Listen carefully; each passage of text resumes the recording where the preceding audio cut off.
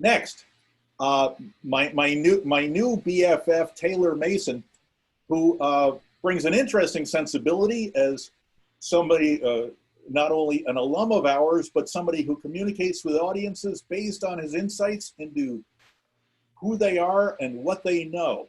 IMC principles. Taylor, who are you? Where are you? What's your Don story? Thanks, Jim. Gosh, I've got so much to say, and I know I only have 3 minutes, and it takes me 30 minutes to say hello. I guess the first thing is, Mrs. Schultz, it's nice to meet you virtually. I'm a little freaked out that he was married and to such a lovely person. So those two things have totally messed up my 3-minute presentation. You seem like a really lovely person. My experiences with Mr. Schultz are a little bit different than everybody. Hi, Andrea. Some of my classmates are here. It's interesting that I'm here, everyone. I'm a graduate of MSA back when it was still the Medill School of Journalism and Advertising, Science of Advertising degree. And there was like 23 people on the ladder of importance way ahead of me. So who knows why I'm here. Professor Schultz had a huge influence on me, and I'm not in, nor do I ever want to be in, the wonderful business of integrated marketing and or advertising. I'm a comedian by trade, and the mantra that Mr. Schultz laid on me affected me far beyond most of the people who took his class, because he made me into a comedy writer. And I'll give you a couple of quick examples in my 3-minute dissertation here. One is, who cares rings in my head every time I walk on stage in a comedy club, at a casino, on a sound stage somewhere, because the whole point is to make people who have nothing in common with me, an upper middle class white boy, how am I gonna make them care? I'll give you a couple of quick examples. I live in New Jersey, the only state in America where we use air freshener outdoors. That's what I call a Schultz joke, because the punchline is a one-word punchline, outdoors. I'll give you another example. I live in New Jersey. We have neighbors, except in New Jersey, we call them witnesses.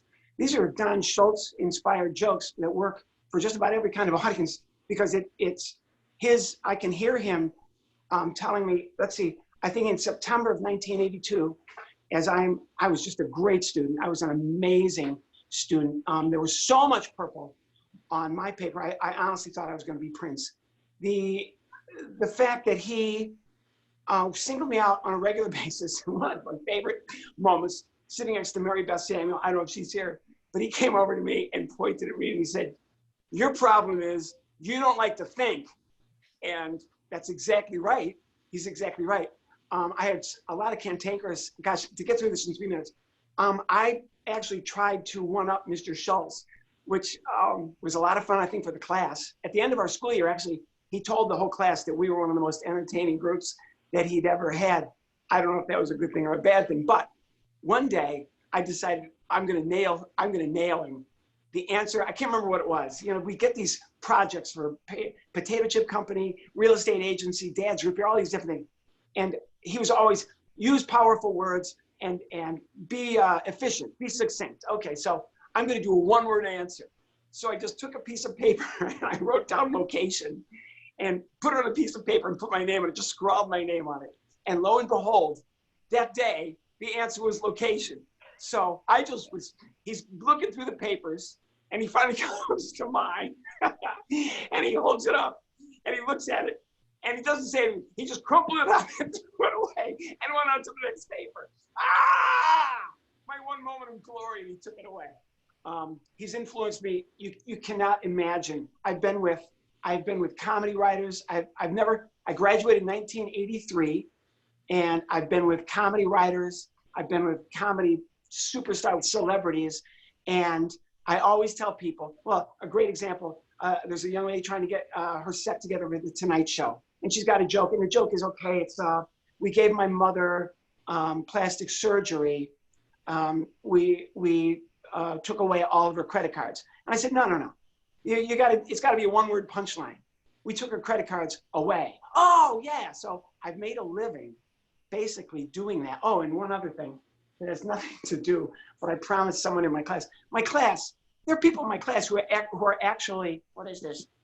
These are people from Medill School of the Medill School of Integrated Marketing Concepts. Really, who's this guy? His name is Jim Carrey. Jim Carrey, the actor? No, no, aged. No, no, that's not the same guy. You're looking, no, stop. And who's this?